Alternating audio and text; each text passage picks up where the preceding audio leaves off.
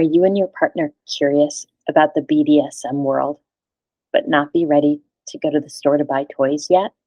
Well, I'm Alex Caroline Robboy. I'm the founder of the Center for Growth, and I have over 25 years worth of experience doing sex therapy, and I'm here today to give you some ideas. In almost every household, there's some easily found items that you can use to begin your sexual exploration.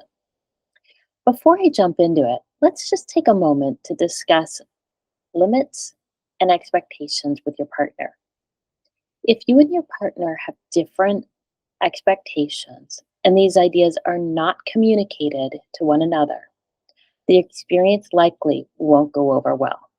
For example, if you push a certain behavior and your partner agrees without fully understanding the consequences, they may end up feeling completely turned off and won't be willing to play again, or they might feel really hurt. The first concept, expectations. Discuss with your partner what you want and what do you expect. For example, telling your partner, I want to be bound to the bed by my wrists and blindfolded. Show them how tight or how loose you want to be bound, either before, during, or after, well, really not after the scene. A scene is the act of participating in BDSM roles in practice. For example, Bennett starts out the scene by spanking his submissive. The second concept, safe words. Words are essential to BDSM scenes to ensure the safety of all parties. Pick words other than stop that mean you want the scene to cease. Stop sometimes could be used in the scene, and you want to be clear with your partner when you want to stop and when you're playing. For example, a particular scene may highlight dominance and struggle as a turn. Thus, saying stop is part of the scene. Popular safe words include green, yellow, red. Green means keep going. Yellow means that you have reached your threshold, but you still want to play. And red, of course, just means stop. That's it. Scene over. I would suggest choosing these 3 words like that to encompass the same meaning. If you can't speak because your mouth is being occupied, you can use your hand signs, such as putting up one or 2 fingers to communicate whether you want your partner to keep going, continue at that pace, or stop completely. The third concept, and maybe the most important one, the check-in. Check-in, check-in, and check-in with your partner during the scene. Especially in the beginning. Sometimes differentiating between your partner's enjoyment and when the scene is getting unsafe is difficult. Since endorphins are actually constantly being released during the BDSM scene, your partner may be unaware that they've been injured. Checking in with your partner frequently can be helpful while starting to explore BDSM. The last concept, and maybe my personal favorite, is the aftercare. Aftercare is how you take care of yourself and your partner after the scene. BDSM scenes can take a lot of active and emotional energy, so aftercare is suggested at the end of the scene by cuddling and caressing your partner to truly solidify connection, bonding, and a safe feeling. You can even continue processing what went well, what didn't during this stage. The aftercare, in some ways, is going to set the tone of how you remember your experience and what you learned from it. Now, let's discuss some household items you can use to start exploring BDSM. One area that I find really hot is light bondage. Bondage, in the true sense of the word, implies allowing your partner to restrain you. Might be your wrists, might be your feet. Exploring light bondage options can be a great way to bring in some kink into the bedroom. Just in case anything goes wrong, keep a pair of scissors really handy for easy removal of the bondage material. Sometimes things go wrong quickly. Ties, stockings, socks, and scarves can be used to restrain wrists and can be a helpful introduction to bondage.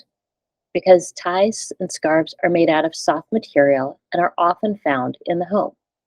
However, be aware that untying the knots from these specific materials can be a little bit more challenging than you might think. Keep in mind that as the person pulls on the restraints, that the fabric can be tightened a lot more, and it'll be harder to get the knot out. Slip knots can be helpful to make the restraints easy to get out of if needed. Tape. Stay away from scotch tape because removal can cause pain.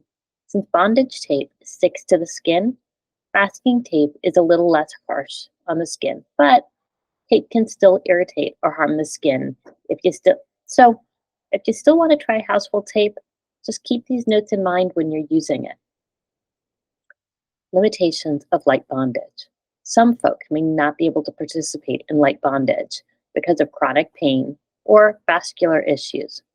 However, you can have a conversation with your partner to see how both of you actually can modify this.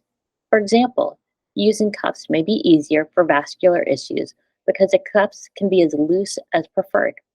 Tape is more difficult to control how loose and how tight it actually stays. Where cuffs tightness can be steadily maintained. Different positions may work better for others. Being bound while lying down may be difficult for some, but sitting up in a chair may be more comfortable. Another fun concept to play with is sensation. Actually, sensation deprivation. So, what do I mean by this? By removing one of your partner's senses, you'll actually be intensifying their experiences of their other senses. For example, placing a blindfold over their eyes mean that they'll have to focus on how they're being touched because they can't see you. Or if you make them wear earplugs, they'll have to use their eyes more to anticipate your next move. To create a blindfold, you could use a scarf or roll up a long sleeve t-shirt where the sleeves become the tie. When one sense is removed, the other senses become stronger. You can be creative when thinking of what to use as a blindfold, since the eyes are a small area to cover. When getting creative, remember to use soft and malleable fabric because the eyes are a sensitive area. You can use a shirt, boxers, a scarf, cloth headband, etc. All of these items would cover the eyes or even the mouth. You might be wondering, why cover the mouth? Well, the mouth is a common area to restrict because the inability to make a sound is often found to be a turn on. Covering the mouth is not necessarily to deprive the sense of taste, but to deprive the person of their voice, which can be used as a sense during sex. Make sure to check in frequently because placing fabric over their mouth makes communication really difficult. Don't forget your safe motion. Taking away the sense of sound can be profound. To do so, consider using earmuffs or earphones on your partner. This will keep them guessing on your next move. The anticipation of the unknown can be a turn on for many. Painful pleasures can be an equally fun concept to explore. Spanking is a form of BDSM that can be considered either light or heavy bondage, depending on how the spanking is done or the tool that's used. Spanking feels painful, yet pleasurable for some people. Not everyone, but it feels pleasurable because of the endorphins that are released when the body feels pain. When we feel pain, our body releases dopamine and serotonin in order to create balance within our bodies. That's why spanking can feel so good. A simple way to start with spanking is with a hand. Start light and see how your partner feels.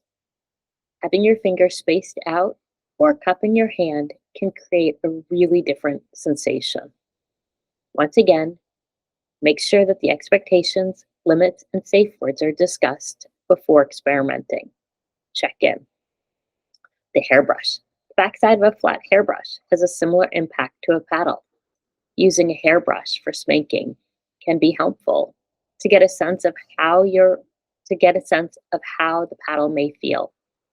However, understand that a hairbrush is not made for spanking, so be cautious of how hard you spank your partner. Start off with light intensity. There's no rush. You have plenty of time to practice. A wooden spoon is actually commonly used for spanking, but a wooden spoon has an extremely painful impact. For spanking, you want to use the backside of the spoon, the part that you do not scoop with. As far as spanking goes, the wooden spoon has the most painful impact on your partner. Don't start with it. Please be aware of this and communicate with your partner before trying the spoon. Just to do my job, I'd like to share with you a few cautions around spanking. Spanking should be done on places that tend to have more fat cushion for the impact, such as the butt or thighs. Never spank above the peak of the buttocks because you can actually damage the kidneys or tailbone. 70% of spanking is often done on the fattiest part of the bottom. The other 30% can occur on the upper thighs and sit spot, the part of your bottom you sit on. Some of my favorite BDSM positions are actually the following. First, you can try bending over your partner's lap, kneeling on your knees and hands, or bend over the furniture like a bed, couch, or sink. All of these positions make sure that the butt is exposed for a good, fun spanking. Starting with tools that can be found in the home is a great way to experiment. It's a great way to experiment with BDSM without the hassle or stress of purchasing items at a store that you may not end up enjoying. Once you and your partner get warmed up and get a sense of what you like, then you can venture to the store feeling a little more comfortable and sure of what you desire, or don't. In fact, you don't even have to go to the store if you don't want to. These are all just ideas for you being able to start to explore BDSM without committing to anything. If you find yourself struggling, or actually maybe just having a lot of fun and getting some pointers, feel free to reach us. 215-922-5683. I'm really excited to chat with you about this.